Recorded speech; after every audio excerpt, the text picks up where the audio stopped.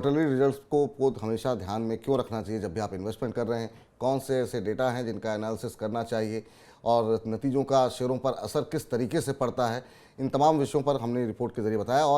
और डिटेल में समझने के लिए हमारे साथ आज के खास मेहमान फिनेथिक वेल्थ सर्विसेज के सीईओ विवेक कुमार नेगी जी जुड़ चुके हैं।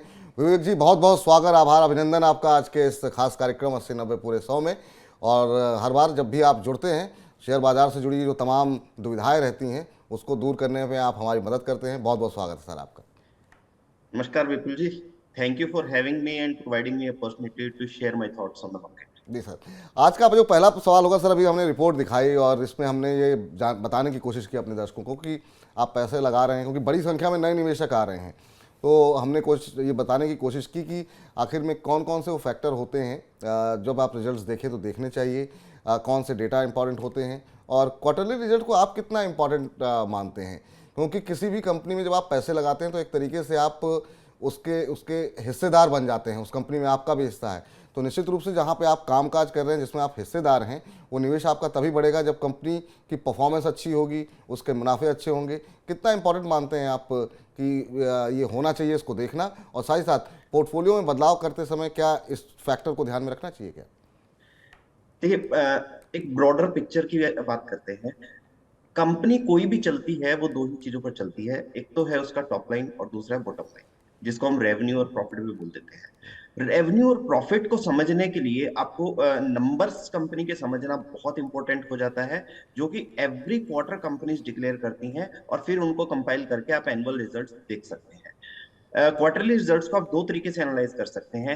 एक तो आप क्यू ऑन क्यू कंपैरिजन करते हैं, एक वाई ऑन वाई कंपैरिजन करते हैं। वाई ऑन वाई कंपैरिजन ज्यादा अच्छा माना जाता है। उसका रीजन ये होता है कि हम first quarter this year and first quarter last year comparison करते हैं, सेकंड क्वार्टर दिस ईयर का सेकंड क्वार्टर लास्ट ईयर से कंपैरिजन करते हैं। तो उसमें कंपनी की रियल पिक्चर हमें नजर आ जाती है कि कंपनी का जो ग्रोथ ट्रैक है वो मोमेंटम बना हुआ है या कहीं बिगड़ना शुरू हो गया है। देखिए, एक क्वार्टर के बेसिस पर आप इमीडिएटली ये डिसीजन नहीं ले सकते कि आप इन्वेस्टमेंट करना है या नहीं करना है, या आपको अपने इन्वेस्टमेंट लिक्विडेट कर देने हैं। लेकिन अगर लगातार 2-3 क्वार्टर तक रिजल्ट्स में आपको कुछ अच्छी या खराब चीज नजर आती है, तो उसके बेसिस पर आपके इन्वेस्टमेंट डिसीजन डेफिनेटली अफेक्ट होने चाहिए। एक क्वार्टर में जब तक कोई बहुत बड़ी चीज नहीं हो जाती, मुझे नहीं लगता कि इन्वेस्टमेंट डिसीजंस को बहुत ज्यादा इंपैक्ट करे। ये भी आपने जिक्र किया दो आंकड़ों पर, टॉप लाइन बॉटम लाइन, यानी कंपनी की आय और मुनाफा। इनके अलावा भी बहुत सारे नंबर्स होते हैं। आपको क्या लगता है किन नंबर्स पे खासतौर से ध्यान देना चाहिए? क्योंकि कई बार होता है वन टाइम लॉस कंपनी को हो जाता है, कई बार हम देखते हैं जो कंपनी की प्रोमोटर्स होल्डिंग क्या है वो क्वार्टरली जो है अपडेट होती रहती है। और कौन कौन से नंबर्स हैं जिस पे आपको लगता है कि फोकस करना चाहिए? क्या प्रोमोटर्स अपनी हिस्सेदारी कम कर रहे हैं? क्या ये तमाम आंकड़े भी हैं जो क्वार्टरली रिजल्ट्स पे लोगों को ध्यान में रखना चाहिए? ऑर्डर बुक क्या है, किस तरीके की फ्यूचर गाइडलाइन दे रही है कंपनी, क्या वो इन तमाम चीज़ों पे फोकस करना चाहिए? देखिए, तीन मेजर चीजें जो होती हैं वो तो रेवेन्यू, प्रॉफिट, मार्जिन्स। ये बिल्कुल। तो फर्स्ट चीज है जो आपको देखनी चाहिए। उसके बाद आ जाता है आपका डेट इक्विटी रेशियो, और जो इंस्टीट्यूशंस एंड प्रमोटर्स की होल्डिंग है उसमें किस तरह के चेंजेस आ रहे हैं क्यू ऑन क्यू बेसिस पर, वो देखना होता है। उसके बाद एक ऐसा फैक्टर है जो हर इंडस्ट्री के लिए डिफरेंट हो जाता है, जिसको हम केआरए बोलते हैं, की रिजल्ट एरिया, जो हर इंडस्ट्री का है। जैसे अगर आप बैंकिंग की बात करते हैं तो बैंकिंग में नेट इंटरेस्ट मार्जिन काफी इंपॉर्टेंट हो जाता है, एनपीएस काफी इंपॉर्टेंट हो जाते हैं, तो उसको देखकर चल सकते हैं। टेलीकॉम इंडस्ट्री की बात करें तो आपके लिए नंबर ऑफ सब्सक्राइबर इंपॉर्टेंट हो जाते हैं, आरपू, एवरेज रेवेन्यू पर यूजर, वो इंपॉर्टेंट हो जाता है। ऐसे ऑयल एंड गैस की बात करते हैं तो वहां पर आपके ग्रोस रिफाइनिंग मार्जिन इंपॉर्टेंट हो जाते हैं। तो हर इंडस्ट्री के लिए कुछ डिफरेंट पैरामीटर्स हैं जो हमें देखने होते हैं। इनको हम केआरए भी बोल सकते हैं, की रिजल्ट्स एरियाज। जैसे ऑटोमोबाइल कंपनीज की अगर बात करें तो उनके मंथली सेल्स नंबर्स आते हैं, तो वो काफी इंपॉर्टेंट हो जाते हैं। तो खाली आप सिर्फ रेवेन्यू प्रॉफिट देखकर अंदाजा नहीं लगा सकते कि कंपनी किस डायरेक्शन में जा रही है। बहुत सारे और फैक्टर्स हैं जिन पर आपको ध्यान देना चाहिए। बहुत सारे फैक्टर्स होते हैं जिन पर आपको फोकस होना चाहिए। कई बार ऐसा होता है कि नंबर्स आपको बहुत अच्छे दिख रहे हैं लेकिन उसके बाद शेयर गिरने लगता है तो पता लगता है कि कहीं किसी अतिरिक्त जगह से जो है उनको रेवेन्यू हासिल हुआ, इसकी वजह से नंबर्स तो अच्छे दिख रहे हैं, लेकिन एक्चुअल में जो है जो कंपनी का कोर बिजनेस है वहाँ पर कंपनी अच्छा परफॉर्म नहीं कर रहे हैं। अलग अलग सेक्टर्स के लिए अलग पैरामीटर्स हैं, जैसा कि जिक्र भी विवेक जी ने कहा कि वहाँ पर अगर टेलीकॉम में निवेश कर रहे हैं तो आरपू देखिए, ऑल कंपनीज के लिए जीआरएम है, ऐसे ऐसे करके आपको नंबर्स पे अलग अलग सेक्टर्स के देखने चाहिए, पढ़ने चाहिए, ताकि आपने जहाँ पैसे लगाए हैं वो सुरक्षित रहे। अभी जो रिजल्ट्स हमने हाल फिलहाल में देखे, और कुछ रिजल्ट्स बहुत अच्छे रहे कुछ सेक्टर्स के, कुछ सेक्टर्स के रिजल्ट हमने देखा कि उस तरीके से उम्मीद से बेहतर नहीं रहे। आप अभी के जो नतीजे रहे हैं तिमाही, आपने एनालिसिस किया होगा, कौन से सेक्टर या शेयर आपको कुछ ऐसे लग रहे हैं कि यहाँ पर रिजल्ट्स आउट परफॉर्म करते हुए दिखाई दे? खासतौर से बैंकिंग में हमने देखा, और रिजल्ट्स के बाद ही हमने देखा कि एक तरफा रैली भी वहाँ पर देखने को मिली बैंकिंग सेक्टर के अंदर। आपको कौन से सेक्टर, कौन से शेयर अच्छे लग रहे हैं इस खाली सिर्फ क्वार्टरली रिजल्ट्स के आधार पर? देखिए, जब से मैं मनी नाइन के साथ जुड़ा हूँ, हम बैंकिंग को लेकर काफी पॉजिटिव है और मार्केट को लेकर भी आश्वस्त है, और बिल्कुल। हमें लगता है कि ये जो ग्रोथ स्टोरी है ये कंटिन्यू रहेगी। अभी अगर हम रिजल्ट्स के एनालिसिस करें तो 70% रिजल्ट्स जो आए हैं वो अबव एक्सपेक्टेशन आए हैं।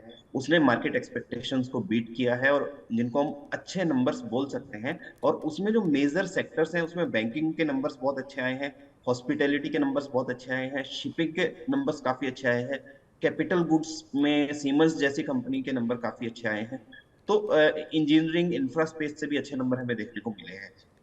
अगर खराब नंबर्स की बात करें तो आईटी थोड़ा सा लेगार्ड रहा है। रीजन बिंग उन्होंने जो आउटलुक दिया है आने वाले समय को लेकर वो थोड़ा सा उनको बैकफुट पर ले जाता है। मेटल्स की परफॉर्मेंस थोड़ी सी खराब रही है, क्योंकि जो मेटल प्राइसेस में अप एंड डाउन हमें पिछले कुछ समय में देखने को मिला है, उसकी वजह से उनकी परफॉर्मेंस इम्पेक्टेड रही है। और तीसरा टेक्सटाइल सेक्टर है, क्योंकि यूरोप से काफी ऑर्डर आते हैं, यूएस से काफी ऑर्डर आते हैं टेक्सटाइल सेक्टर के अंदर।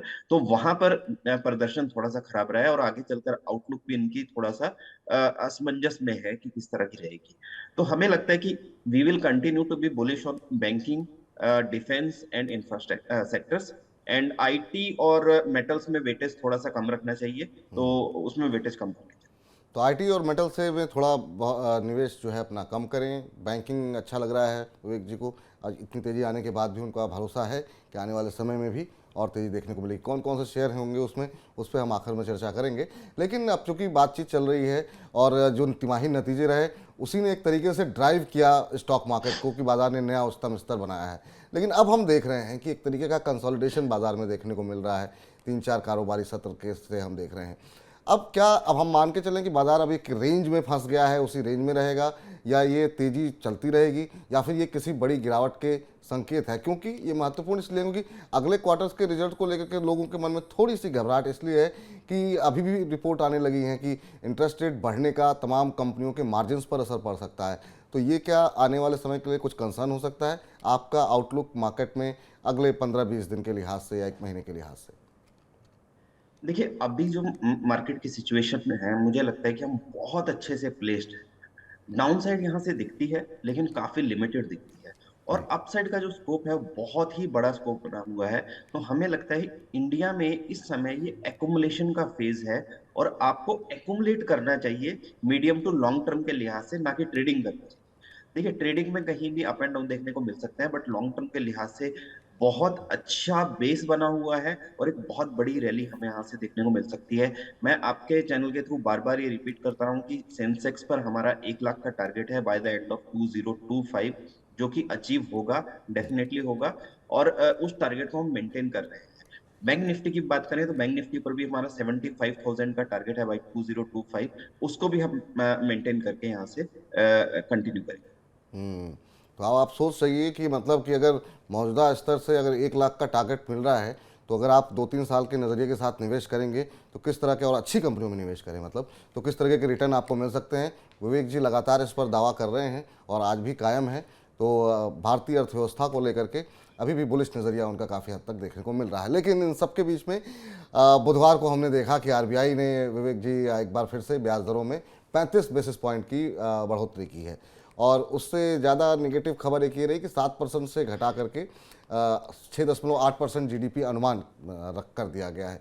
इसको किस तरीके से आप पढ़ रहे हैं, और ख़ासतौर से वो सेक्टर्स जो ब्याज दरों से प्रभावित होते हैं, ऑटो, रियल्टी, बैंकिंग, ये जो सेक्टर्स हैं उनका ये बढ़ती ब्याज दरों पर का क्या कुछ असर आने वाले समय में आप देख रहे हैं? और हम कुछ दिन पहले भी हमने देखा कि वर्ल्ड बैंक ने भारत की जीडीपी अनुमान को बढ़ा के 6.8 किया था। मतलब ये कहीं ना कहीं 6.89 के आसपास ज़्यादातर एजेंसीज जो हैं ये मान के चल रही हैं कि इसके बीच में ग्रोथ रहनी चाहिए। इसका असर कैसे देख रहे हैं आप मार्केट के ऊपर, और वो सेक्टर जो कि इंटरेस्ट रेट से प्रभावित होते हैं उस पर आपकी राय? सर देखिए, हम एक्सपेक्ट कर कर चल रहे थे कि 50 बेसिस पॉइंट का हाइक होगा और इसके बाद थोड़ा सा पॉज हो जाएगा। तो हाइक जो हुआ है वो 35 बेसिस पॉइंट का हुआ है।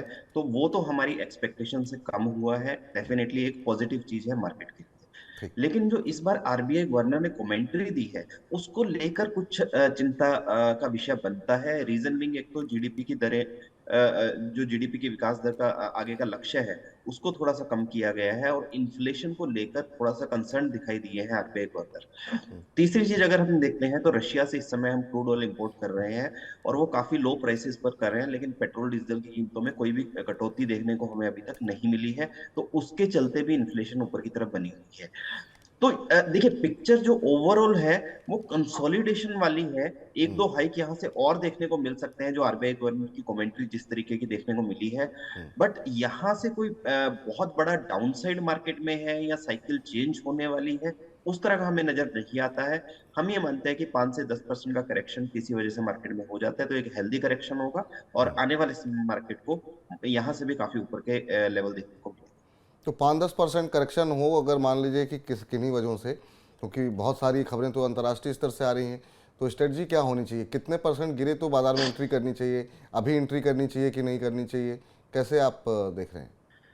सर देखिए, मैं ये मानता हूँ कि स्टॉक स्पेसिफिक आपको अपॉर्चुनिटीज मार्केट के अंदर हमेशा रहती है। तो अगर आज आपको निवेश करना है तो 50% अपना टोटल कैपिटल का आप निवेश कर सकते हैं, क्योंकि आउटलुक पॉजिटिव है, ग्रोथ मोमेंटम पॉजिटिव है, रिजल्ट्स काफी अच्छे आए हैं कंपनीज के, एफआईआईज का, डीआईएस का फ्लो पॉजिटिव बना हुआ है। एक छोटा सा मैं एग्जांपल शेयर करना चाहूंगा यहाँ पर। अगर आप 2013-14 में देखें तो हमारा जो म्यूचुअल फंड इंडस्ट्री का साइज होता था वो अराउंड 5 लाख करोड़ के आसपास होता था। जी। और आज अगर हमारे टॉप म्यूचुअल फंड कंपनीज को देख लेते हैं, एचडीएफसी, एमसी या आईसीआईसीआई की बात करें, तो उनका एक एक कंपनी के असेट अंडर मैनेजमेंट जो है वो 5 लाख करोड़ के आसपास है। तो टोटल जो साइज है वो हमारा 40 लाख करोड़ के आसपास हो चुका है, which is a big sign कि रिटेल पार्टिसिपेशन काफी बढ़ गया है और ये कंटिन्यू रहने वाला है आने वाले 10 सालों में। तो हमें लग रहा है जो ये 40 लाख करोड़ का फिगर है ये हो सकता है कि आपका 1 ट्रिलियन तक भी पहुंच जाए। तो इसमें कोई दो राय नहीं है कि हमारे जो डोमेस्टिक फ्लोज हैं वो पॉजिटिव बने रहेंगे, लिक्विडिटी की सिचुएशन काफी अच्छी बनी रहेगी। तो उसके चलते हमें लगता है कि मार्केट में यहाँ से भी काफी बड़ी तेजी देखने को मिल सकती तो कुछ अगर चिंताएं आती भी हैं तो बाजार में, लेकिन मानना यह है एक जगह तेजी बनी रहेगी, क्योंकि एक बड़ा सपोर्ट जो है वो डीआईएस की तरफ से लगातार देखने को मिला। हमने देखा कि पूरे साल भर एफआईज रूठे रहे, नाराज रहे, लेकिन उसके बाद भी बाजार को संभाला हमारे घरेलू निवेशकों ने। तो अगर बाजार में कुछ अगर निगेटिव ट्रिगर आते हैं कुछ एक ब्याज दरों की वजह से या किसी खबर की वजह से, तो हो सकता है घरेलू निवेशक संभाल लें, इसलिए बड़ी गिरावट की संभावना नहीं देख रहे हैं विवेक जी। अगला प्रश्न जो है आपसे जानना चाहेंगे, आईटी को लेके बहुत सारे कंसर्न हो रहे हैं। पूरी मार्केट की रैली को अंडर परफॉर्म किया, थोड़ी रिकवरी नवंबर में देखने को मिली और उसके बाद से फिर हम देख रहे हैं कि एक बार फिर से कंसर्न देखने को मिल रहा है। अभी क्या करना चाहिए? अगर क्या फ्रेश इन्वेस्टमेंट करनी चाहिए, आईटी से दूर रहना चाहिए? आईटी में कोई पसंदीदा शेयर आपको अच्छा लग रहा हो कि नहीं, चुनिंदा शेयरों में निवेश कर सकते हैं? क्योंकि चिंताएं तो हैं, अमेरिका में मंदी को लेकर के है, बाकी जगहों पर जो है जिस तरीके से अब नौकरियां जा रही हैं, तो ये तो दिखा रहा है कि कहीं ना कहीं प्रेशर तो है आईटी कंपनियों पर। है। देखिए सर, हम जिस वर्ल्ड में हैं यहाँ पर आईटी के बिना सर्वाइवल तो हो ही नहीं सकता। ये तो आप मान के चलिए। आज हम ये प्रोग्राम भी कर रहे हैं तो ये टेक्नोलॉजी के बेसिस पर ही कर रहे हैं। तो बिल्कुल। टेक्नोलॉजी के बिना सर्वाइव पॉसिबल नहीं है। यस, अभी जो साइकिल चल रही है वो थोड़ा सा डाउनफॉल की तरफ है और उसका जो मेजर रीजन है वो ग्लोबल रिसेशन है, वो हमारी डोमेस्टिक इकोनॉमी नहीं। तो हमें लगता है कि आईटी सेक्टर में जब तक ग्लोबली मार्केट में रिकवरी देखने को नहीं मिलती है, बड़ी तेजी की उम्मीद हमें नहीं रखनी चाहिए। लेकिन दूसरी तरफ देखें तो वैल्यूएशन काफी सस्ते हो गए हैं। बड़ी आईटी कंपनीज की बात करें जैसे इन्फोसिस है, टेक महिंद्रा है, एचसीएल टेक वगैरह है, तो इनके वैल्यूएशन काफी सस्ते हो गए हैं और उसके चलते अट्रैक्टिव वैल्यूएशंस पर वैल्यू बाइंग यहाँ से की जा सकती है। पर अगेन मैं यही कहूंगा कि ग्लोबल असमंजस बनी हुई है, तो वेटेज आपको थोड़ा कम रखना है इस सेक्टर पर, बट आईटी सेक्टर में निवेशित रहना चाहिए, ये हम मानना चाहते हैं। और इस सेगमेंट को हम समाप्त करें, अगले सेगमेंट की तरफ जाएं, उससे पहले बहुत सारे दर्शक हमारे इस बात का वेट कर रहे हैं कि आपकी तरफ से जो आप पसंदीदा शेयर अपने बताते हैं और वो लोगों को काफ़ी अच्छे खासा उनको मुनाफा होता है, तो वो हम चाहेंगे कि वो आप पहले बता दें, उसके बाद हम अगले सेगमेंट की तरफ रुख करें। अभी के बाज़ार में वैल्यूएशन के लिहाज से या आगे की ग्रोथ के लिहाज से आपको कौन से पसंदीदा शेयर हैं और क्या लक्ष्य आप देना चाह रहे हैं? देखिए सर, मेरा जो थीम बना हुआ है पिछले कुछ महीनों से, वो डोमेस्टिक कंजप्शन का थीम बना हुआ है, जी। और लगातार हम उस पर पॉजिटिव हैं, क्योंकि मैंने लगातार ये कहा है कि इंडिया ग्रोथ स्टोरी स्ट्रांग है और वो स्ट्रांग ही रहेगी। तो उसको लेकर ही दो स्टॉक्स आज हम लेकर आए हैं, जिनमें पहला स्टॉक है ऑयल एंड गैस इंडस्ट्री से रिलेटेड पनामा पेट्रो। इस कंपनी की सबसे खास बात यह है कि बहुत ही कंसिस्टेंट है in terms of revenue growth and profit growth, अगर आप देखते हैं। हालांकि स्टॉक में अभी बहुत ज्यादा वॉल्यूम्स नहीं होते हैं, तो लिक्विडिटी का थोड़ा सा कई बार इशू आ जाता है, बट ओवरऑल आप देखेंगे तो इस कंपनी के अंदर बैलेंस शीट वाइज बहुत स्ट्रॉन्ग कंपनी नजर आती है, और बहुत सस्ते वैल्यूएशंस पर अवेलेबल है। रिसेंटली इसमें एफआईआई और डीआईएस ने स्टेक बढ़ाया।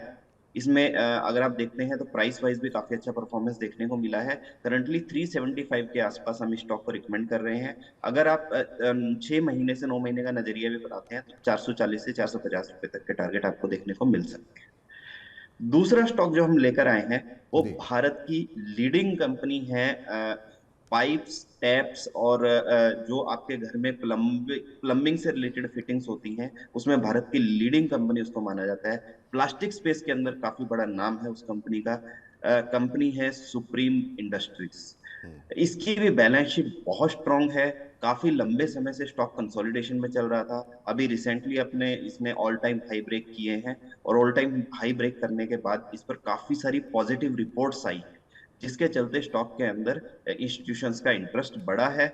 और मुझे लगता है कि ये कंपनी जिस तरह से प्लेस्ड है, यहाँ से भी काफी बड़ी रैली हमें यहाँ देखने को मिल सकती है। करंटली अराउंड 2400 2500 के बीच में चल रहा है, वहां पर बाइंग कीजिए। छोटी अवधि के लिहाज से 6 महीने के लिए 2850 ये टारगेट आप रखकर चल सकते हैं। तो सुप्रीम इंडस्ट्रीज पे खरीदारी की सलाह है 2850 के लक्ष्य के साथ। अगर आप नोट करना चाहें तो नोट कर लें, विवेक जी की राय है ये। 2850 के लक्ष्य के साथ सुप्रीम में आप खरीदारी कर सकते हैं, और इसके अलावा पनामा पेट्रो में भी खरीदारी की सलाह दी गई है। यहाँ 850 के लक्ष्य आपने दिए हैं विवेक जी, सही कह रहे हैं? जी नहीं, 440 रुपीज के साढ़े टारगेट चार है, सौ का, जी करंट जी, हाँ। प्राइस है 375। 450 का लक्ष्य जो है यहाँ पर विवेक जी की तरफ से दिया गया है। तो ये दो शेयर जो है रिकमेंडेशन विवेक जी की तरफ से आई है। चलिए अब आगे अगले सेगमेंट का रुख करते हैं, और ये सेगमेंट काफ़ी महत्वपूर्ण है क्योंकि बड़ी संख्या में दर्शक हमसे सवाल पूछते हैं और उन सवालों के उत्तर हम अपने एक्सपर्ट से लेते हैं। और लेकिन विवेक जी हमारे साथ लगातार बने हुए हैं, उनके एक एक करके सवालों के जवाब लेते हैं। और पहला प्रश्न जो हमें भेजा गया है वो है विनीत श्रीवास्तव जी ने व्हाट्सएप के जरिए पूछा है। वाराणसी से हैं विनीत जी। इन्होंने सफ़ायर फूड्स इंडिया के शेयर खरीदे हैं, 20 शेयर इनके पास इन्होंने खरीदे हैं 1259 रुपये के भाव पर, और ये कहें कि इसमें अच्छी खासी तेज़ी देखी गई है। अब ये 1400 के आसपास पहुंच गया है, अच्छा खासा इन्हें प्रॉफिट भी हो रहा है। अब ये इन लेवल्स पे प्रॉफिट बुक करना चाहिए इनको, या फिर अभी कोई ट्रेलिंग स्टॉप लॉस देंगे जिसके ज़रिए इनको होल्ड करना चाहिए? क्या सजेशन रहेगा आपका सर? सर देखिए, एक लाइफस्टाइल स्टॉक है, और लाइफस्टाइल स्टॉक्स इस समय काफी डिमांड में है, तो उसके चलते स्टॉक में काफी तेजी देखी जा रही है। कंपनी के फंडामेंटल्स काफी स्ट्रांग है, ब्रांड्स काफी स्ट्रांग है, आउटलुक बहुत अच्छा है। कंसर्न जो नजर आता है वो सिर्फ एक ही है कि वैल्यूएशन एक्सपेंसिव है। रिसेंटली लिस्टेड कंपनी है, अगर आप रिसेंटली लिस्टेड कंपनीज में देखें तो one of the best performing company ये नजर आई है। तो हमें लगता है कि इस कंपनी में आपको निवेशित रहना चाहिए, अगर आपका नजरिया लंबी अवधि का है। छोटी अवधि के लिहाज से आप अपना स्टॉप लॉस ट्रेल करते रहिए, जैसे अभी 1400 के आसपास चल रहा है, तो 1350 का स्टॉप लॉस क्लोजिंग बेसिस पर आप मेंटेन करके इसको होल्ड कर सकते हैं। लंबी अवधि के नजरिए से मुझे लगता है एक लाइफस्टाइल स्टॉक है, तो यहाँ से भी अच्छी परफॉर्मेंस दे सकता है। यहाँ से भी और अच्छी परफॉर्मेंस देखने को मिल सकती है। आपने अपना नज़रिया नहीं बताया हमें, तो सवाल थोड़ा विस्तार पूर्वक पूछना चाहिए आपको, लेकिन अगर आप बने रह सकते हैं तो बने रहें लॉन्ग टर्म के लिहाज से। अगला प्रश्न गुरुग्राम से आया है। कविता जिंदल जी ने ईमेल के माध्यम से हमें पूछा है। उन्होंने पिछले साल दिसंबर में डाबर इंडिया के 50 शेयर 565 रुपये के भाव पे खरीदे थे, और इसके बाद उतार चढ़ाव के बाद अभी हम देख रहे हैं शेयर 603 के आसपास चल रहा है। कविता जी को फ़ायदा तो हो रहा है, लेकिन वो और ज़्यादा अच्छा फ़ायदा चाह रही हैं। अब बहुत सारे ग्लोबल ब्रोकरेज फर्म्स जो हैं उनकी तरफ से जो है हम देख रहे हैं काफ़ी बुलिश रवैया अपनाया जा रहा है। मॉर्गन स्टैनली ने ओवरवेट के लिए इसके साथ सलाह दी है खरीदारी की। आप क्या सलाह देंगे, इनको होल्ड करना चाहिए क्योंकि फोकस भी आप कह रहे हैं कि आपका घरेलू कंजम्पशन के ऊपर है? सर देखिए, मेरी लाइफ का जो सबसे पहला स्टॉक मैंने खरीदा था वो डाबर का खरीदा था। और मैंने उस स्टॉक को तब से लेके आज तक मेंटेन किया था। 20-25 रुपए का भाव होता था और वहां से लेकर 600 रुपीज तक की जर्नी मैंने स्टॉक की देखी है। तो कंपनी बहुत स्ट्रांग है, बहुत अच्छी है।